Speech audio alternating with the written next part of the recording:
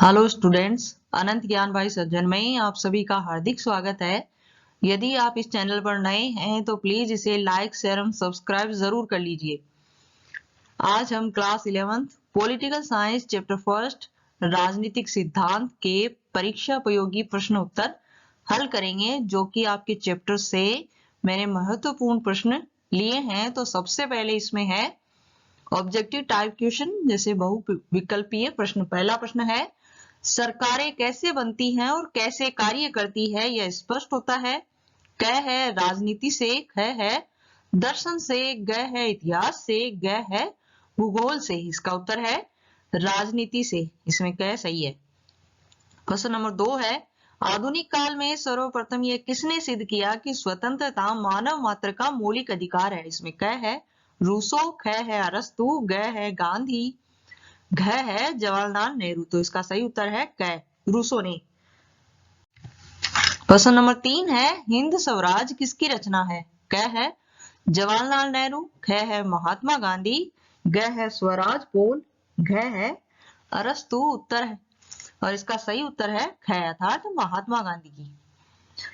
प्रश्न नंबर 4 है, अंग्रेजी में इंटरनेट का उपयोग करने वालों को कहा जाता है। क है नेटिजन, ख है सिटीजन, ग इंटरनेटी, घ है नेटिवेल। तो इसका सही उत्तर है क, अर्थात नेटिजन कहा जाता है। अब आते हैं अति लघु उत्तरीय प्रश्न। तो पहला प्रश्न है, मनुष्य किन मामलों में अन्य प्राणियों से अद्वितीय होता है। उत्तर है मनुष्य दो मामलों में अद्वितीय है। प्रथम, उसके पास विवेक होता है। दूसरा, उसके पास भाषा का प्रयोग और एक दूसरे से संवाद करने की क्षमता होती है। प्रश्न नंबर 2 है, राजनीतिक सिद्धांत क्या बताते हैं। उत्तर है राजनीतिक सिद्धांत उन विचारों और नीतियों को व्यवस्थित रूप से प्रतिबिंबित करते हैं जिनसे हमारे सामाजिक जीवन, सरकार और संविधान ने आकार ग्रहण किया है। प्रश्न नंबर 3 है, प्लेटो किसका शिष्य था। उत्तर है पाश्चात्य विचारक प्लेटो सुकरात का शिष्य था। प्रश्न नंबर 4 है, द रिपब्लिक किसकी रचना है। तो इसका सही उत्तर है द रिपब्लिक प्लेटो की रचना है। अब लघु उत्तरीय प्रश्न है। पहला प्रश्न है इसमें एक ही प्रश्न बनता है आपके चैप्टर से। पहला है, राजनीतिक सिद्धांत हमारे जीवन में क्या भूमिका निभाता है। इसका उत्तर है राजनीतिक सिद्धांत उन विचारों और नीतियों को व्यवस्थित रूप से प्रतिबिंबित करता है जिनसे हमारे सामाजिक जीवन, सरकार और संविधान ने आकार ग्रहण किया है।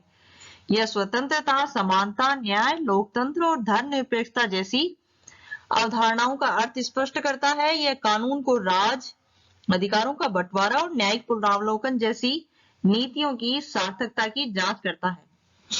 यह इस काम को विभिन्न विचारकों द्वारा इन अवधारणाओं के बचाव में विकसित युक्तियों की जांच पड़ताल के माध्यम से करता है। हालांकि रूसो, मार्क्स या गांधी जी राजनेता नहीं बन पाए, लेकिन उनके विचारों ने हर जगह पीढ़ी दर पीढ़ी राजनेताओं को प्रभावित किया है।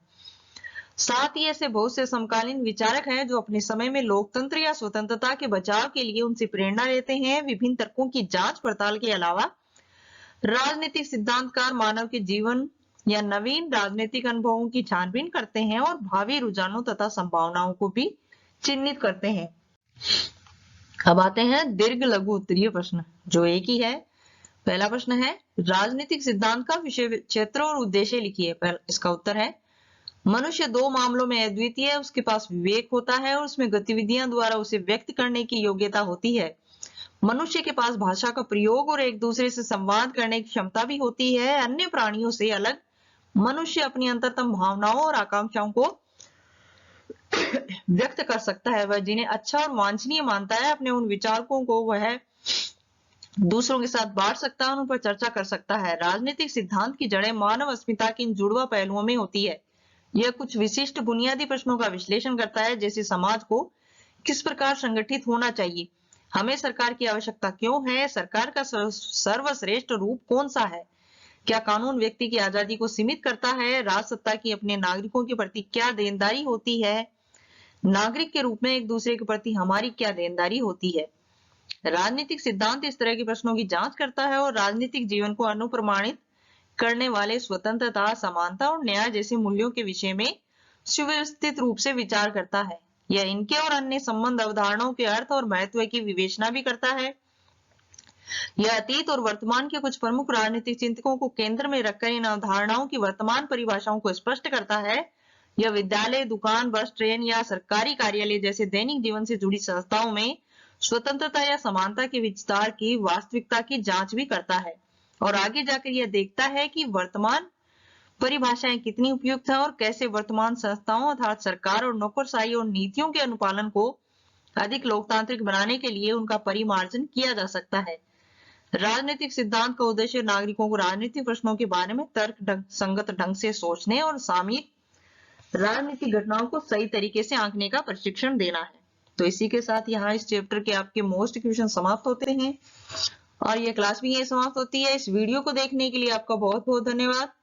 अगली क्लास का इंतजार करते रहिए, तब तक के लिए अलविदा।